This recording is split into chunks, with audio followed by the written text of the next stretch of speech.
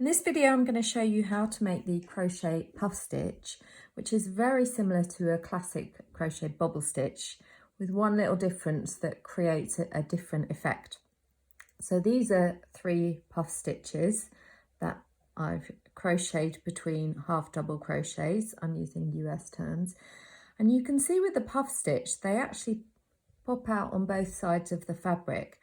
So this is the wrong side, but you can still see the puffs there and you can kind of pop them through, unlike the bobble stitch, which is very much only appears on the right side and you work all the bobble stitches on the wrong side. But let's not get waylaid.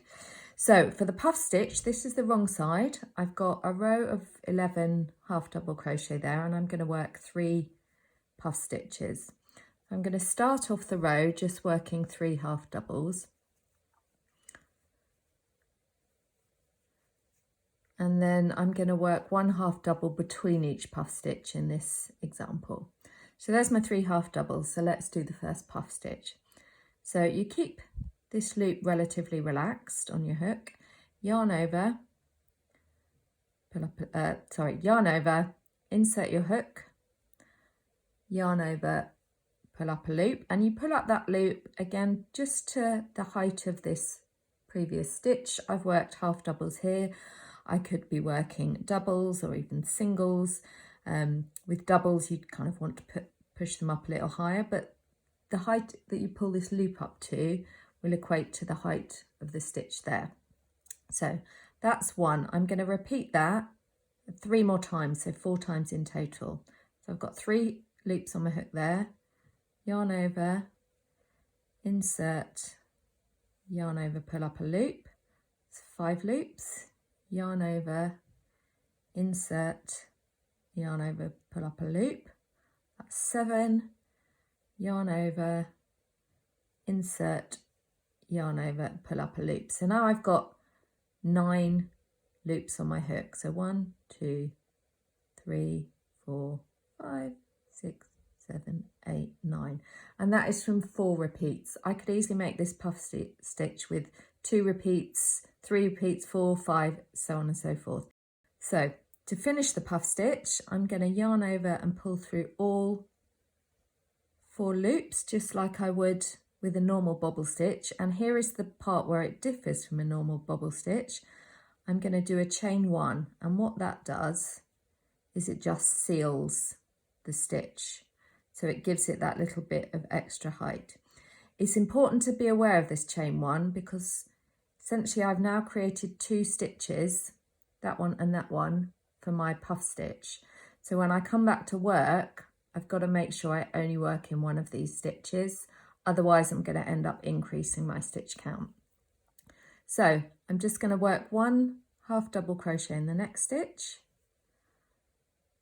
And then I'm going to do another puff stitch. So you can see here, I've alternated puff stitch, half double, puff stitch, half double, puff stitch, and then 3 half doubles to finish the row. So let's look at that again. Yarn over, insert hook, whoops, yarn over, pull up a loop. That's 1 repeat, yarn over, insert, yarn over, pull up a loop. That's 2 repeats. Yarn over, insert hook, yarn over, pull up a loop. That's 3 repeats. And yarn over, insert hook, yarn over, pull up a loop. So that's my 4 repeats. I've got 9 loops on my hook. I yarn over, and when you're pulling through all 4, you might want to just use your thumb to pinch the bottom so you can keep the tension right. So I'm going to yarn over, pull through, and then I'm going to chain 1, which finishes my stitch. So I'm going to make a half double in the next stitch. Oops. So let's do the third one. I've yarned over, insert, pull up a loop, yarn over. Let me just get some more yarn.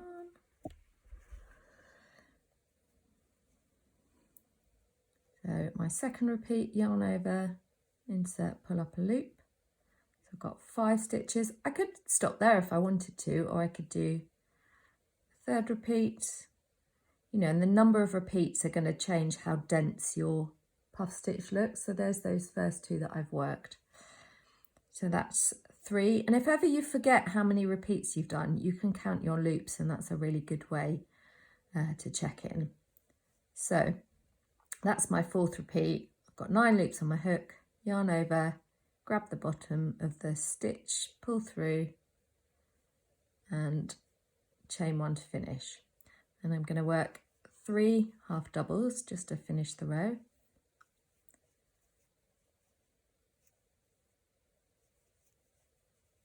And then I'm just going to chain 2. I'm going to turn and I'm going to show you. So there are my 3 puff stitches. You can see they stick out. You can also see them on the back. I actually quite like how a puff stitch looks on the wrong side. So if you're using it in a project, you don't always have to hide that reverse side.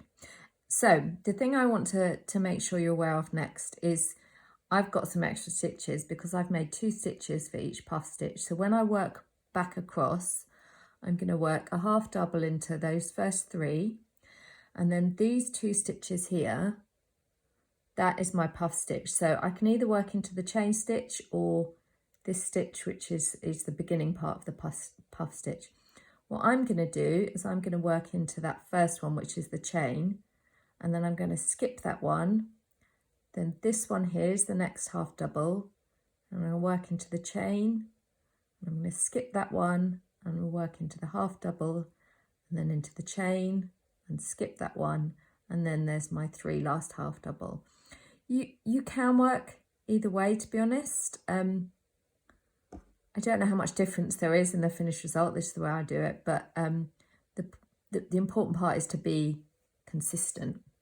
So let's just do that ceiling row. So half double in the first 3. 1, 2, 3.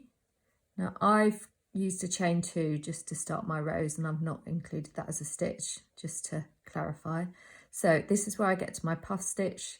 So I'm going to work into that chain there and skip that one there. So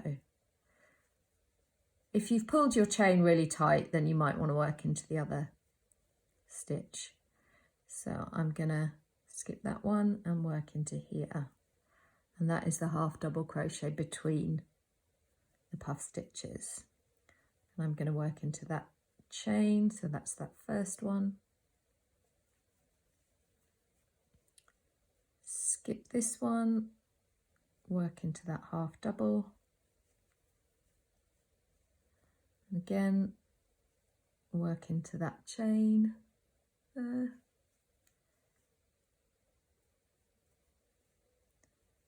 Skip that one, and then I've got those last 3 stitches. So with puff stitches, it's quite common to see it worked just with the puff stitches.